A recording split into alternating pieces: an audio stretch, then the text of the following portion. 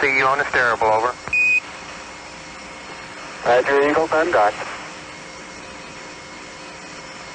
Roger, how does it look? The Eagle has wings. Roger. The Eagle has wings. On its own now, but with Columbia near at hand, it coasted around to the backside of the moon, and there, while out of direct communication with the Earth, it fired its engine to slow its descent to a touchdown on the near side of the moon. Collins in Columbia continued in orbit, awaiting their return.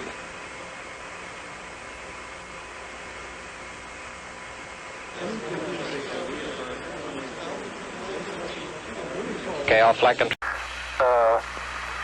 Very, very fine grained as you get close to it. It's almost like a powder.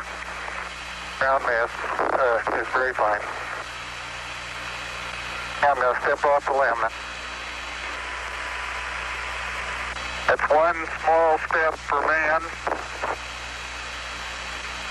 one giant leap for mankind. Oh, that looks beautiful from here, Neil. It has a stark beauty all its own. It's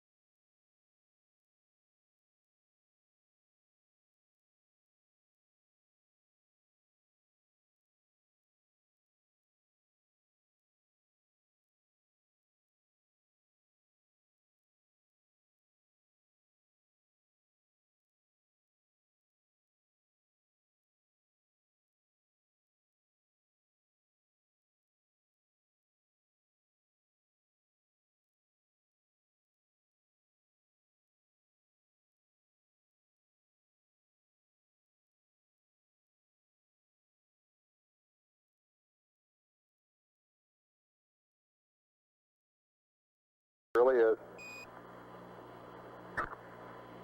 Oh, geez, that's great. Is the lighting halfway decent? Yes, indeed. They've got the flag up now, and you can see the stars and stripes on the lunar surface. Now, you can see the stars and stripes on the lunar surface. Beautiful, just beautiful.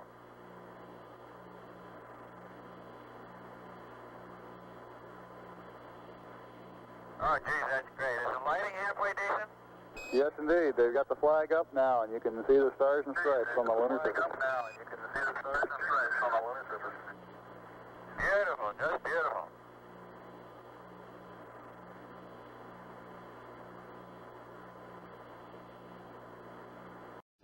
They hope to accomplish. I have two brief questions I'd like to ask, if I may. When you were carrying out that incredible moonwalk, did you find that the surface was equally firm anywhere, or were there harder and softer spots that you could detect? And secondly, when you looked up at the sky, could you actually see the stars and the solar corona in spite of the glare? We were never able to see stars from the lunar surface or on the daylight side of the moon by eye without looking through the optics. I don't recall during the period of time that we were photographing the solar corona what stars we could see. I don't remember seeing any. Neil, you were a little bit concerned, you said, about stubbing your toe. I don't remember seeing any. Neil, you were a little bit concerned, you said, about... I don't remember seeing any. Engine arm is destined. Okay, I'm going to get the pro. 99, proceeded, 3, 2, 1, ignition. Right away, Houston. Vector good. Exot.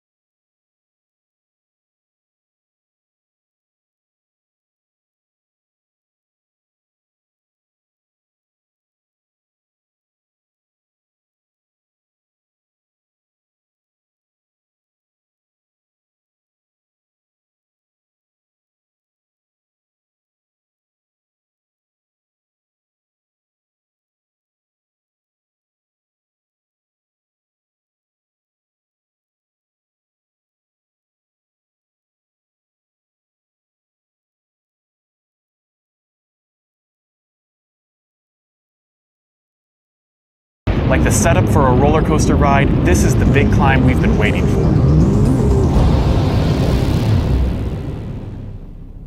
We are headed 3,600 miles above Earth, 15 times higher from the planet than the International Space Station. As we get further away from Earth, we'll pass through the Van Allen belts, an area of dangerous radiation. Radiation like this could harm the guidance systems, onboard computers, or other electronics on Orion. Naturally, we have to pass through this danger zone twice, once up and once back. But Orion has protection. Shielding will be put to the test as the vehicle cuts through the waves of radiation. Sensors aboard will record radiation levels for scientists to study. We must solve these challenges before we send people through this region of space. On July 20th, 1969, President Nixon placed the longest long-distance phone call ever made, spanning the 240,000 miles from the Earth to the Moon. The official record described it as an interplanetary conversation, and another White House log noted that the call went to the Sea of Tranquility, the Moon. Every four on Earth were watching. Go ahead, Mr. President. This is Houston out. Hello, Neil and Buzz. I'm talking to you by telephone from the Oval Room at the White House. And this certainly has to be the most historic telephone call ever made from the White House. I just can't tell you how proud we all are of what you have done. Thank you, Mr. President. It's a great honor and privilege for us to be here representing not only the United States, but and a peaceable nation. David and Tricia were waiting in the Rose Garden and walked him home. And that's the behind-the-scenes story of the most historic telephone call ever made.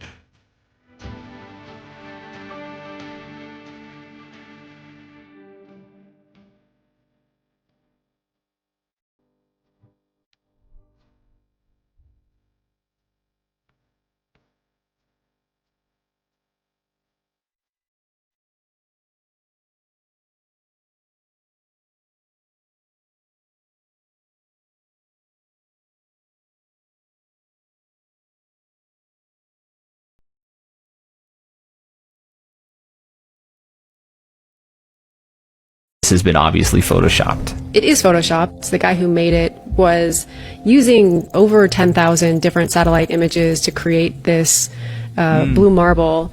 And the reason why he needed to fill in some of the clouds is because there were some gaps in the orbits of the satellites. This is probably one of the most famous images of Earth because Apple made it one of the default wallpapers on the very first iPhone. This is often used to claim that it's all fake and that the Earth is flat. Right. The vast majority of the operational satellites are orbiting under 2,000 kilometers above the Earth's surface. That's considered low Earth orbit, and that's too close to get a full picture, what they call like a whole disk image of Earth. I did this calculation where it's like, if you're in low Earth orbit, it's like trying to take a picture of a basketball from less than an inch away. But not all of them are there. We have a whole other set of satellites that orbit at around 36,000 kilometers. That's like taking a picture of a basketball when you're a little over 2 feet away. One of the first color images of the entire Earth came from that geostationary orbit. And if you want, you can see an image of the Earth from that position every 10 minutes. I think there's a tendency to think that just because like you see something that's made one way, you assume that it can only be made that way. But actually, you can make composites, you can take pictures of Earth. We have it all. And of course, Apollo missions also imaged Earth on their way to the moon. It's a beautiful sight. Best one we got.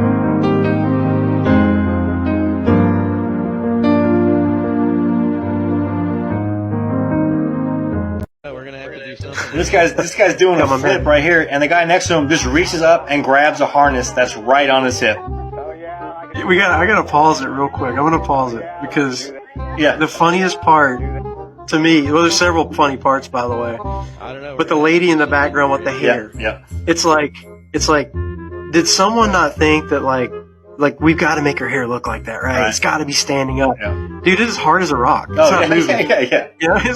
It's like we must be in space. Look at her hair. Like obviously, there's this thing called hairspray. So here goes this guy doing a backflip, and then gravity just like gravity goes away. They must have found a pocket. Gravity goes away, and he fell. Or he got caught up in that harness he's wearing. Here comes the one with Senior. In the background. Holy hell. And it's obviously a guy filming with a green tennis ball in front of a blue screen. Right. Clearly, I mean, it's not even... And then here's a clip of what they turned it into. Here's his water particle. Wow. This guy just disappears like, makes sense. I'm good to go. Hey, I gotta go. Yeah, what we got back there? Another green screen?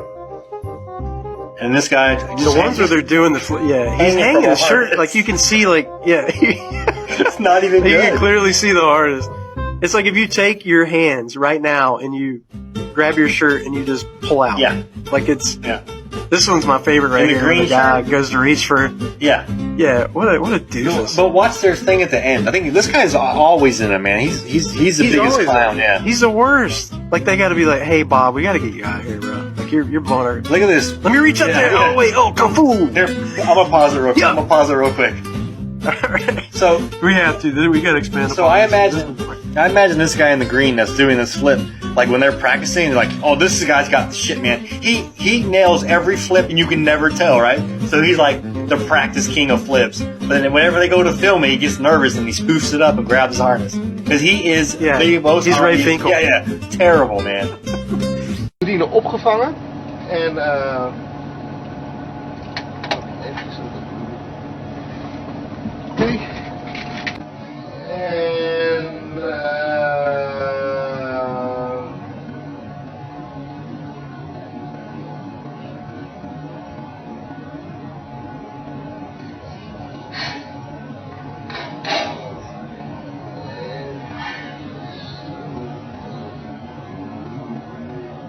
Wordt er hier opgevangen en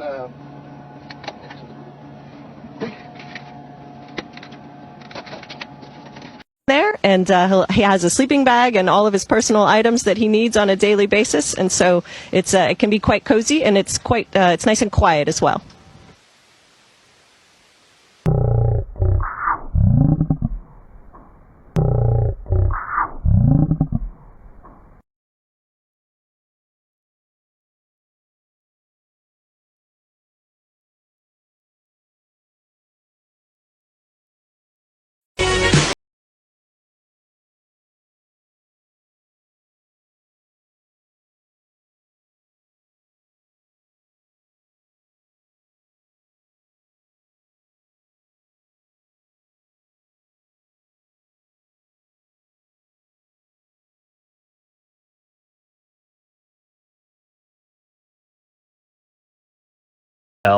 As the ISS astronaut on the left grabs nothing from the other astronaut and sets nothing down. I love the guy in the background that is zooming around here on a harness back and forth. This wasn't a good day for NASA. And I think I just caught a new mistake. Maybe someone else has already pointed it out. But do you remember this disappearing astronaut? It's a continual shot. And so the naysayers can't claim that it's just splicing two clips together. But here's a similar one, just not as obvious. Do you see how his foot becomes see-through? Anyways, I could go on for days on all the space fakery from all the different nations. Unmistakable, permed hair that flows nothing like it should in a zero-G environment. Bubbles in space, repeated CGI mistakes.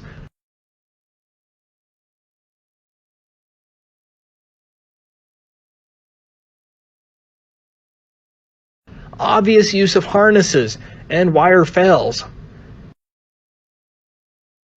Evident use of blue screen technology. The reckless playing with water. The fact that the ISS was never assembled on the ground for extensive testing before it went into space. The impossible longevity of the valves and seals in space. A mistaken reflection of a cameraman off of a cosmonaut's visor, etc. But in the end, it really depends on whether you will allow yourself to investigate the matter. The bottom line is, if they can lie about the Apollo moon missions, the Columbia mission, satellites, ISS, or space, then they could lie about everything. Thank you again for allowing me to speak today, and I especially want to thank Adi Roos for organizing this spectacular event. This has been wonderful.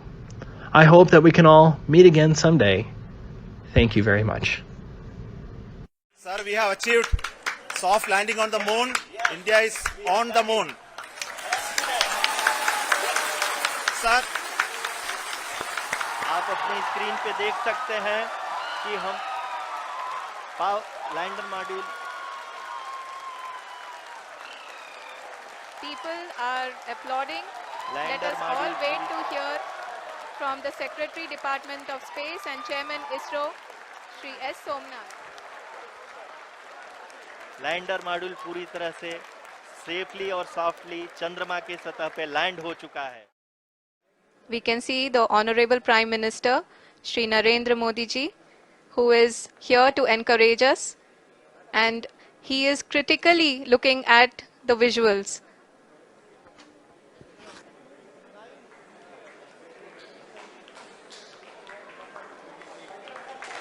जी हाँ, आप अपनी screen पे देख सकते हैं कि हम lander module. People are applauding. Let us all wait to hear from the Secretary Department of Space and Chairman ISRO, Shri S. Somnath. Lander module पूरी तरह से सेफली और सॉफ्टली चंद्रमा के सतह पे लैंड हो चुका है. ये हम लोगों के लिए बहुत. भारत के बाद अब जापान ने चांद पर अंतरिक्ष यान की सफल लैंडिंग कर इतिहास रच दिया है. वह चांद पर उतरने वाला 5वां देश बन गया है. जापान ने पहले किसी भी मिशन की तुलना में अपने लक्ष्य लैंडिंग साइट के बेहद करीब है. उसने सटीक टेक्नोलॉजी का इस्तेमाल किया है. हालांकि जापान का यह मिशन सिर्फ 50% सफल है, क्योंकि इसके सोलर पैनल पर सूर्य की रोशनी नहीं पड़ रही है. इसकी वजह से यह बिजली बनाने में सक्षम नहीं है. أفادت وسائل إعلام رسمية أن مسبارا صينيا هبط بنجاح على الجانب البعيد من القمر، مشيدة بالخطوة باعتبارها أول هبوط تاريخي هناك وإنجازا مهما لبرنامج الفضاء الصيني. وذكر التلفزيون الرسمي أن المسبار القمري تشانغ A4 الذي انطلق في ديسمبر كانون الأول هبط بسلاسة وبث أول صورة قريبة على الإطلاق للجانب المظلم من القمر. وقال التلفزيون إن الهبوط كشف الغموض المحيط بالجانب البعيد من القمر وفتح صفحة جديدة في تاريخ اكتشاف البشر له. وقالت وكالة شنخوا الرسمية للأنباء إن المسبار الذي يضم مركبة إنزال وعربة متجولة هبط في منطقة وقع الاختيار عليها مسبقا بعدما دخل مدار القمر في منتصف ديسمبر كانون الأول. A happy landing for Russia's unmanned Luna 17 spacecraft and a big step forward for Soviet scientists in Lenin's Jubilee year. The first self-propelled vehicle ever to drive across the lunar landscape is controlled from Earth. It's called Lunicard 1, and here's how this extraordinary Heath Robinson 8-wheeler was rolled down from the spacecraft onto the Sea of Rains. The size of the vehicle hasn't been disclosed, but it's been sending back television pictures and carries, among other equipment, a laser reflector. It's been used to survey the moon's surface. So now Soviet space experts have proved their theory that space exploration can be carried out by automatic equipment without risking the lives of astronauts. To Russia, Lunicard is worth its weight in moon dust. Will you put your left hand on the Bible and swear to God that you walked on the moon? Gentlemen. Mr. Seibel. Yes? If you really walked on the moon, why would you not do that? So why don't you just put into the record in the argument and put your hand on the Bible swear to God you walked on the moon. Mr. Cybro, knowing you, that's probably a fake Bible. Really? Well, no, it's a real Bible. You have the opportunity to have $5,000. The meeting is not open. Well, you have $5,000 cash. You can give it to charity if you swear on the Bible that you walked on the moon. Please I have the tape. It'd be fine. Why don't you swear to... Why not? Why won't you do it? So why don't you put your hand on the Bible and swear to God that you walked on the moon? Mr. Cybro has made a fool of himself in front of the world. Mr. Cybro, you do not deserve answers.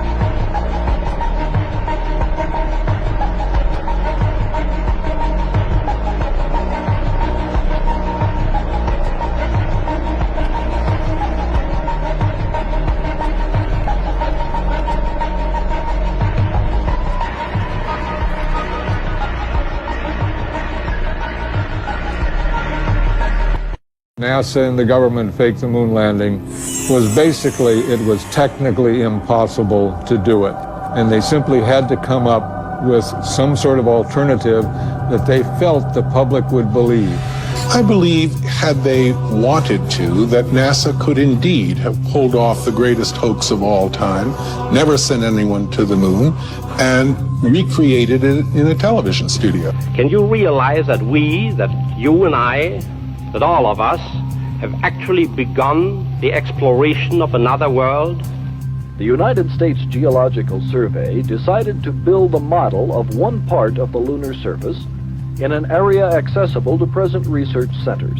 4, 3, 2, 1, fire!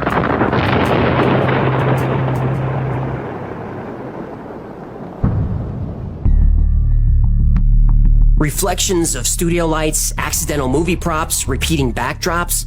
There's a lot of evidence suggesting that the moon landing wasn't filmed on the moon, but on a soundstage. The lunar module engine puts out 3,000 pounds of thrust, and the lunar surface is covered with dust that was described as fine powder. If that's true, why did the engine leave no mark on the surface? And shouldn't there be dust everywhere? Even the footpads are clean and shiny. So either the landing module was sitting there, or it was gently lowered down by a crane. And you'd have to lower the thing gently. Look at it. It looks like tinfoil and curtain rods held together by duct tape. More evidence that a crane was used is when the astronauts separate from the module and return to orbit for pickup. Look at this. The module separates and the astronauts gently lift back to orbit. And look how slowly it moves. Where's the rocket plume from the engine? What's allowing this to fly all the way to orbit? If you watch the footage closely, it looks like the object is wobbling a little on cables or wires. By the way, who shot this footage? There was no camera remote control, but somehow the scene is framed perfectly. They're zooming in and out. The camera tracks the object up into the sky, but conveniently loses the object when it gets too high. But the camera does pan around the surface. Who's working the camera? Now, speaking of cables and wires, look at this footage. Does this look natural? Or does it look like he's being lifted by wires? Houston, Apollo 11, are you ready? Apollo 11, this is Houston. Go ahead. LAM looks to be in pretty fine shape. About all we can see from here. Okay, and reference to your question on this step 13 on the decal, I understand that you have used up the contents of the repressed O2 package, and at that time, instead of being... Then there's this footage of Neil and Buzz putting up the American flag. But if they were both on the moon's surface, who's shooting the footage? And how is the flag waving if there's no atmosphere on the moon? Now, sure, we've been told that there was an aluminum tube holding up the flag, but it seems to be moving around a lot. Now here's a picture of what an Apollo astronaut spacesuit looked like. But look at the soles of the shoes. They don't look anything like the footprints the astronauts supposedly made in the lunar dust. And what about the heat? The surface temperature on the moon during the day is over 250 degrees Fahrenheit. That's as hot as an oven. The film inside their cameras should have melted. But there are thousands of pictures that all came out perfectly fine. Well, fine, except for the whole wrong shadows, no stars, movie props, visible lights, and stuff being hoisted by cranes. Right, except for that. And there are plenty of photos that are flat out doctored. If you remember our episode on NASA's Mars cover-up, we proved that the photos of Mars were altered before being released to the public. This is a technique perfected during Apollo. The Apollo handheld cameras had special crosshairs on them called Rousseau marks. And these were here to help make sure the photos were printed properly from the negatives and not distorted, and to make it easier to stitch photos together for panoramas. But in some of the photos, the crosshairs aren't there, or are only in part of the picture. In other photographs, objects appear in front of the crosshairs. Now that's physically impossible, unless the objects were added after the photo was taken, by layering them on top of empty backgrounds. And there are even more problems with the photography. Here's a picture of an Apollo astronaut saluting the American flag. But look at his feet. The shadows don't even reach them. It's like he was edited in later and somebody forgot to add a shadow. Now, even if we could explain all these anomalies in the photos, there's a big reason why nobody can get to the moon. A reason why human beings can't leave Earth at all, at least not yet. The reason is real and scientifically proven as fact. Radiation.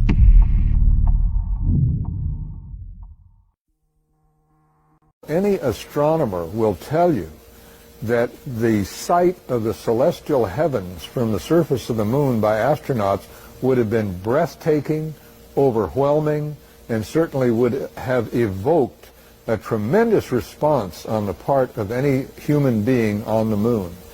Now, what I have to ask is, why didn't the astronauts take a telescopic camera to the moon and take pictures of Saturn, Venus, Mars, the galaxies? They could have gotten pictures of the stars that are impossible to get on Earth because of the atmospheric interference.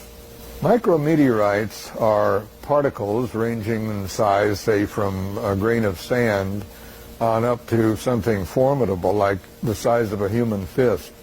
Well, micrometeorites rain on the surface of the moon constantly. It's known that 25,000 meteorites enter the Earth's atmosphere every day. But they don't harm anybody because the majority of them are burned up by the atmosphere and their very, very rapid transit. On the moon, there's no atmosphere. The meteorites rain down on everything, on anybody who happens to be there, any equipment on the surface. Had astronauts gone to the moon, they would have been pelted and pierced by micrometeorites traveling up to 30,000 miles per hour. One wonders why they were able to get such perfect photographs on the moon when obviously micrometeorites could have gone right through the Hasselblad cameras and the film. Let's talk a little bit about the radiation outside the Van Allen radiation zone. You know, Bart, I really know so little about that. Renee is such an expert that I'll beg off on that point, because I know little or nothing about the radiation in space, but he has it down absolutely cold. Tell us about the, what about the air conditioning in the lunar module? Oh, yeah. Well, I can talk about that. Okay. The lunar module on the moon was assailed by sunlight, unobstructed by any atmosphere. The surface of the moon, when the sun is shining on it, is about 250 degrees Fahrenheit. One has to ask, how were the astronauts able to air cool or water cool or cool in any way the interior of the lunar excursion module? They only had batteries, and batteries run down very quickly when they're running air conditioning equipment. So it's obvious to almost anybody who investigates the lunar excursion module that there would have been no way to keep the astronauts alive in an environment that was hot enough to bake cookies. The lunar ascent and descent engines were propelled by hypergolic propellants. And that means that propellants which, when they are mixed, ignite spontaneously. Now, these two propellants produce a very hot red gas. I've seen them tested at Rocketdyne many times. In photographs taken on the moon, there is practically no visible gas being emitted from the ascent engine when it takes off, nor is there any indication when they are descending that there is this cloud of red gas underneath the lunar excursion module. The sounds of engines run up in excess of 150 decibels. This is far beyond the capability of anybody to converse when you have sound at that high level. And yet, in broadcasts from the moon, we hear the astronauts conversing in a normal tone of voice and saying things like, "quiet ride." One of the strongest pieces of evidence that no one has ever landed on the moon is the fact that underneath the lunar module, underneath the engine cone, the jet nozzle, there is no crater. And yet in all of the drawings done by NASA artists prior to Apollo, they show a tremendous crater being gouged out by this 10,000-pound thrust jet engine of the lunar descent module. I would say that the strongest piece of evidence, other than the stars, is the fact that there is no disturbance underneath the lunar excursion module upon its landing.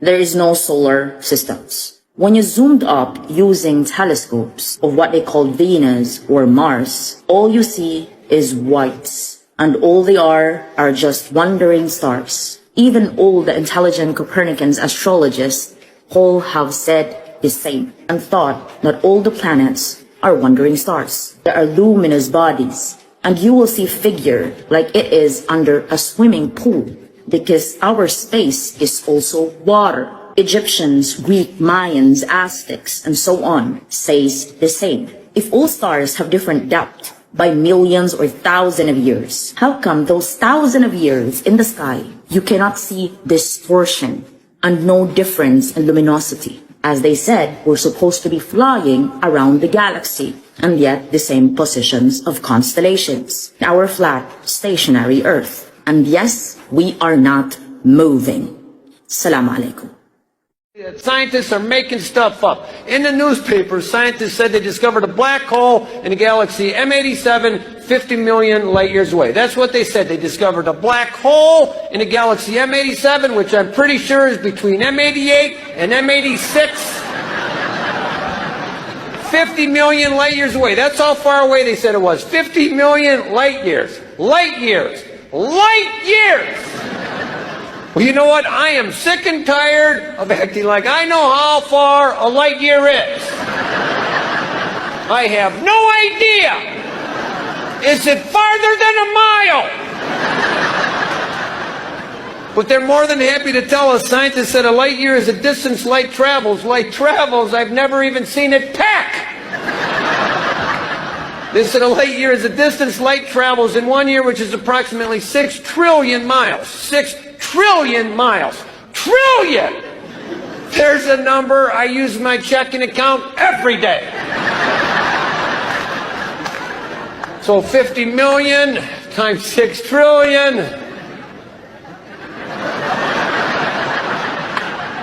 Way over 100! So now we know how far to go, we know in which direction, just follow the numbers in the sky, and there it is, a black hole. Of course, we all know what that is, don't we? We have no idea.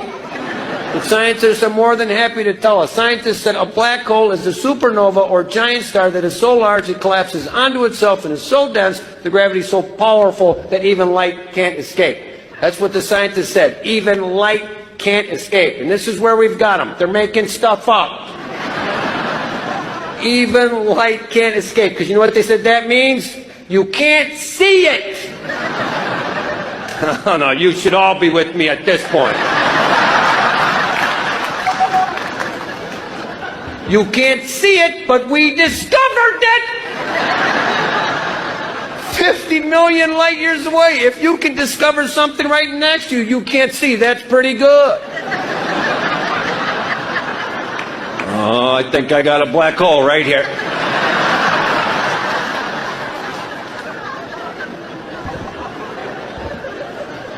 It even gets better. How do we discover it? We use the Hubble telescope to discover a black hole that you can't see. I would have loved to have been with the scientists when they got those pictures from the Hubble.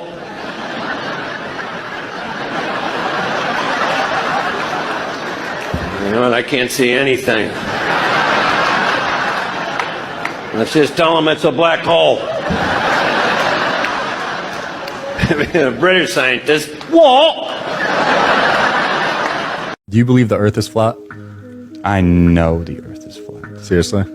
Astrology and flat Earth or true Earth are symbiotic. You cannot have one without the other. If you have a ball and you are spinning, flying through space, chasing this fireball, your constellations would change every now and then. And our constellations have never changed. The stars have never changed. We have the same 12 zodiac signs that we had back in the Dendera stones in Egypt over 5,000 years ago. We're not moving. Every single ancient society knew this. The Mayans, the Aztecs, the Hindus, the Egyptians, every single ancient culture knew that we live in a geocentric universe, not a heliocentric where we are spinning, chasing this ball of fire while all of these other planets are rotating around us, while all of these other stars are rotating around us. If that was the case, Polaris would move, number one, which is the North Star, and it doesn't. Number two, all of the constellations would not rotate solely around Polaris, but they do. Therefore, we are the center of the universe, believing in the Big Bang Theory is something that is very common today, where people think, we're the product of an accident and that, we don't have a creator. We're just here to consume and live our best life and not live up to our potential. But if you're the center of the universe, that means that you're very special. That means that you have a creator who is very conscious and cares about you. And when you see yourself as being watched by these heavenly bodies above you 24/7, you start to take your life a little bit more seriously.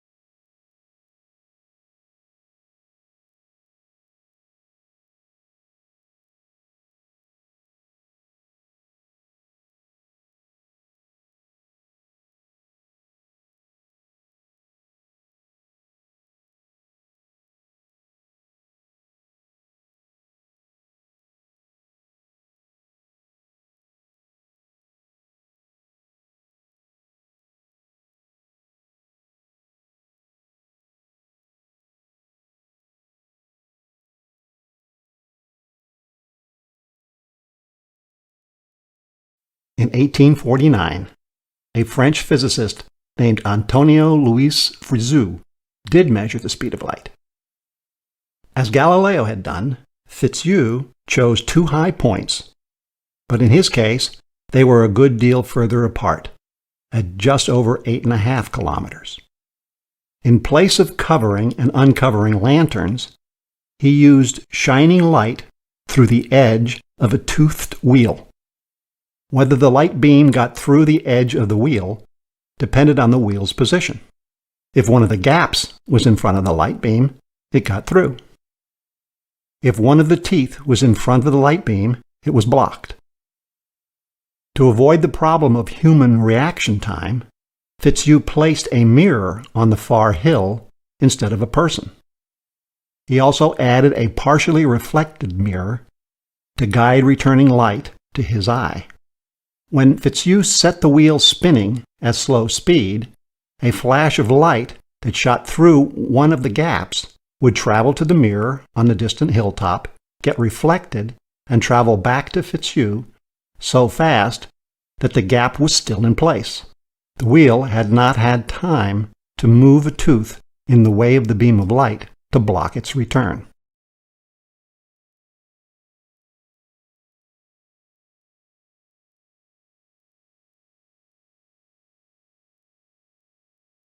This video was sponsored by KiwiCo. More about KiwiCo at the end of the show. I know what you're thinking. Clickbait! No one has measured the speed of light? That's ridiculous.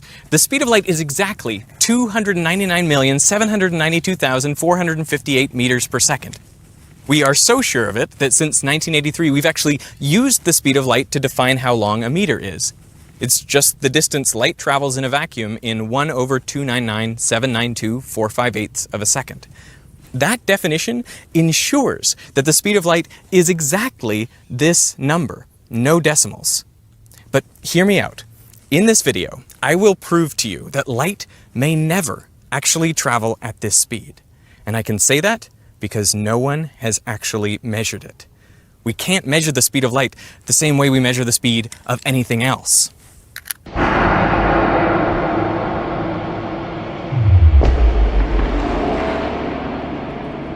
I think we're recording everywhere. What are we doing? This is a video about measuring the speed of stuff. Okay. Tell me about how you measured the speed of the baseball fired out of your cannon. Well, to get the speed of the baseball, you need to know two things. You need to know the distance between 2 points, and you need to know the time that it takes the baseball to travel between those points. So basically, we took distance divided by time, and that's the speed of the baseball. And in our case, we were shooting with a high-speed camera, so you basically just count the frames, and then your clock is internal. Oh, you're going relativity. You're going to do something weird, aren't you? You saw it coming. I can't believe it. Oh, man. the thing I want to ask you about is the speed of light. Okay. Could you measure the speed of light like this?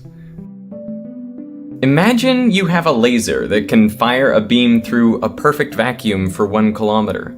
Start a timer the instant you fire the laser beam, and then exactly when it hits the end, stop the clock. Except, how do you know when light reaches 1 kilometer if you and the clock are at the starting point? Okay, so you need 2 clocks, one at the laser and one at the end, which stops automatically when it detects the laser light. But now, how do you make sure your 2 clocks are synchronized? Well, you could connect them via a wire and send a pulse from one to the other, but that pulse will travel at the speed of light, so it will arrive with a time delay. You might think you can just subtract that time delay, but it is equal to the time it takes for light to travel 1 kilometer. That's what we don't know and are trying to measure. Okay, new plan. Start with the clocks together and sync them up first, and then send one of the clocks down to the end. Now, what could possibly go wrong? Well, I'll tell you. The clock at the finish line was moving with respect to the one at the start, and special relativity tells us moving clocks tick slow relative to stationary observers. So by the time the clock reaches 1 kilometer, it will no longer be in sync with the clock at the start. Can I tell you the only solution to this problem? Ditch the second clock. Put a mirror at the end to reflect the light back, and use a single clock at the start to time the full 2 kilometer round trip. Wasn't this actually done before? He was on a mountain and there's a wagon wheel with a lantern and there's something like a mirror on the other side of the mountain. I've always wanted to do this. So, that sounds a little like how the speed of light was first experimentally measured by Hippolyte Fizeau in 1849. He shone a beam of light between the teeth of a rapidly spinning gear to a mirror up on a hill 8 kilometers away. And then by increasing the speed of the gear, he reached a point where the reflected light passed through the next gap on the gear, and so it was observed. So he measured the speed of light to be 313,000 kilometers per second, which is within 5% of the presently accepted value. So someone has measured the speed of light. Or have they? What has been measured is the round trip or two-way speed of light. But no one has measured the one-way speed of light. One thing I'm going to throw at you, and I'm just going to come out and tell you. It's like, what if the speed of light in this direction is different from the speed of light in this direction? Then that sounds like a Veritasium video. The question is, could you figure it out? The kind of crux of this problem is that the only way people have managed to measure the speed of light is for a round trip. No one's ever managed to measure the speed of light in just one direction. It's possible that the speed of light is half of c in one direction and then instantaneous on the return journey. What? That's possible. Are you serious? Think about communicating with an astronaut stranded on Mars. Let's call him Mark. We send out a signal and get a response 20 minutes later. So we imagine our signal takes 10 minutes to get there, and the reply takes 10 minutes to come back. But it's possible that our message took all 20 minutes to get there, and the reply came back instantaneously. There's no way we could tell the difference between these two scenarios. But why would the speed of light be different? Well, it's possible that there is some preferred direction through space-time. I mean, our universe has a lot of symmetries, but there is also some asymmetry. For example, why is there so much matter relative to antimatter? And physicists have worked out internally consistent theories of physics in which the speed of light is different forwards and in reverse. The speed of light could vary by just a few percent, up to, at the extreme, going c/2 in one direction and infinitely fast in the other direction. Okay, so let me figure this out. So, yeah, I kind of don't believe you. I don't believe you that light is a different speed in one direction but in the other. But I know you well enough to know that you wouldn't call me and put a camera on me unless you knew you were right. And that's what scares me about this conversation. That scares me. Now, you might think it is just simpler that light should travel at the same speed in all directions, but the truth is, that is a convention. rather than an experimentally verified fact. Einstein himself pointed this out in his famous 1905 paper on the electrodynamics of moving bodies. He spends the first couple of pages on the problem of synchronizing clocks at different locations, A and B. And he says, there is no way that we can meaningfully compare the times they measure unless we establish by definition that the time required by light to travel from A to B equals the time it requires to travel from B to A. He's essentially defining that the speed of light in opposite directions is the same. And he puts, by definition, in italics to remind us that this is only a convention. It's known as the Einstein synchronization convention. So the idea that the speed of light is the same in opposite directions, as Einstein would later write, is neither a supposition nor a hypothesis about the physical nature of light, but a stipulation that I can make of my own free will to arrive at a definition of simultaneity. That sounds a lot more subjective than how I think most people would imagine the speed of light is defined. Dude, this is hardcore. I've never thought about this. I didn't think about this before either. I always assumed that when we said the speed of light is c, we meant the one-way speed of light. There's no way to define the one-way speed of light. So the only thing we can really define is the two-way speed of light. Just look at the way Einstein defined c. It's for the round trip from A to B and back. I don't know if you saw in your physics classes, but whenever there was a light clock, it would always bounce the light up and then back. You would never see a light clock just bounce light one way. And this is why. The only thing we can be certain is constant for all inertial observers is the two-way speed of light. For over 100 years, scientists have tried to find a way around this, to measure the one-way speed of light by itself. Here is a paper published in the American Journal of Physics in 2009 that claims to measure the one-way speed of light. And here is the paper debunking this study, pointing out that these authors were actually measuring the two-way speed of light. But I'm imagining you might have some ideas for how to measure the one-way speed of light, so let's go through some of them. I mean, can't we just use a high-speed camera that shoots at 1 trillion frames a second so we can actually see light passing through an object? The problem is, you're not only seeing the light pass through the object, you're also seeing it bounce back to the camera, measuring the two-way speed, not one-way. Here you go. Get a spool of fiber optic cable, I don't know, like 186,000 miles, and you could shine the light here, and you have the other end of the fiber here, and you could shine here and then wait and see the delay, see if it's 1 second later over here. The thing is, like, that fiber is going around and around and around, so it could be that when the light goes this way over the top of the loop, it goes slower, and then when it goes on the bottom, it goes faster. It all averages out in the fiber, and you're essentially getting lots of round trips in that fiber. So you're never getting a one-way.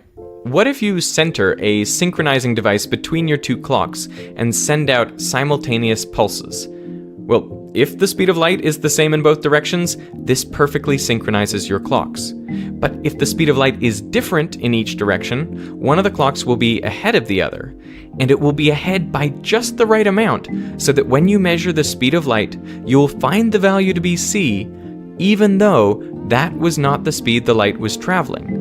This is the same reason GPS synchronized clocks won't work. The whole GPS system is based on the assumption that the speed of light is the same in all directions. If the speed of light is different in different directions, the light pulses from satellites will travel at different speeds, so the clocks won't be properly synced. By that I mean they will always measure c for the one-way speed of light, whether it is or isn't. How about starting with synchronized clocks in the middle and moving them apart with equal and opposite speeds? That way the time dilation for each clock will be the same and they'll still be synchronized when they reach the endpoints. But again, this only works if the speed of light in each direction is the same. If the speed of light depends on direction, then so does time dilation. You might think you could move the clocks really, really slowly so that time dilation is negligible. But if the speed of light is different in different directions, you can't just use the standard formula to calculate what that time dilation would be. I mean, it could be a lot worse than you think. So the reality is we're stuck. We need synchronized clocks to measure the one-way speed of light, but we need to know the one-way speed of light in order to synchronize our clocks. Now this might sound like just an academic concern, so I want to go through an example to illustrate just how differently the universe works if the speed of light is not the same in all directions. Let's say on Mars, Mark is trying to synchronize his clock with the Earth. At noon, Mission Control sends out a message that says, this signal was sent at exactly 12 o'clock. When Mark receives this message, he uses the Einstein synchronization convention to set his clock. He knows the round-trip time delay is 20 minutes, so he assumes the signal must have taken 10 minutes to reach him. He programs his clock to 12:10 p.m. and sends a return message. This reply sent at 12:10. The message is received on Earth at 12:20 p.m., so both parties know the synchronization was successful. When the clock reads 12:20 on Earth, it simultaneously reads 12:20 on Mars. But now consider what happens if the speed of light is not the same in both directions. Let's say it is c/2 from Earth to Mars, and then instantaneous from Mars back to Earth. No one knows this, of course, so they continue to use the Einstein convention. The message is sent from Earth, but now it takes a full 20 minutes to reach Mars. But Mark doesn't know this, and as before, he assumes the signal took 10 minutes to reach him, so he sets his clock to 12:10 p.m., even though on Earth it is now 12:20. Mark then sends this reply sent at 12:10 p.m., which is instantaneously received on Earth at 12:20 Earth time. The experience for the two communicators is the same. The same messages were received with the same local time delays, but their clocks are out of sync by 10 minutes. What they think is the same moment for the other observer actually isn't. And there is no way they can ever recognize or correct this error. Imagine if someone on Earth immediately responded, "How long did this message take to reach you? It's now 12:20. Well, the message would take 20 minutes to reach Mars, but due to the clocks being out of sync, it would arrive at 12:30 Mars time, so Mark would reply 10 minutes, a message that would instantaneously reach the Earth at 12:40 Earth time. The space-time diagram shows how there is flexibility in what you consider to be the same moment at two different locations, and in how you define the one-way speed of light. Einstein chose the convention where the one-way speed of light is always the same, but from an experimental perspective, any other convention is just as valid, up to and including one where the speed of light is c/2 one way and instantaneous the other way. And in that case, it's interesting to think about what each observer is seeing when they look at the other. Mark would be seeing the Earth as it was 20 minutes ago, but Earth is seeing Mars in real time, exactly as it is right now. And this effect wouldn't stop at Mars. Look beyond it and you could see stars hundreds of light years away. Not as they looked centuries ago, but exactly as they are right this instant. One of the things is, you only know about that light when it reaches you. And you don't know anything about what journey it took to get to you. You just see it and it's there, so like it's instantaneous. So an instantaneous interpretation of that light is just as good as one where it takes C to reach us. This is breaking my brain. Yeah, I mean, it's kind of unknowable, isn't it? It is unknowable. That's the whole point of the video. Is to say, we've all agreed, and this is based on something Einstein wrote in 1905, we've all agreed to just say, it's C in every direction. But the truth is, the physics works the same, whether it's C or the c/2 and instantaneous, or anything in between. As long as the round trip works out to be C, none of physics breaks. And that's the crazy thing. So if we can never measure the one-way speed of light, and if it makes no difference to any of the laws of physics, then what's the point in even talking about it? Well, that is certainly one valid perspective in a debate that has been ongoing since 1905. Some physicists appeal to Occam's razor. Isn't it just simpler if light travels at the same speed in all directions? Most working physicists just accept the convention and move on with their lives. But I think it's important to point out that it is just a convention, not an empirically verified fact. Personally, I find it fascinating that this is something about the universe that is hidden from us.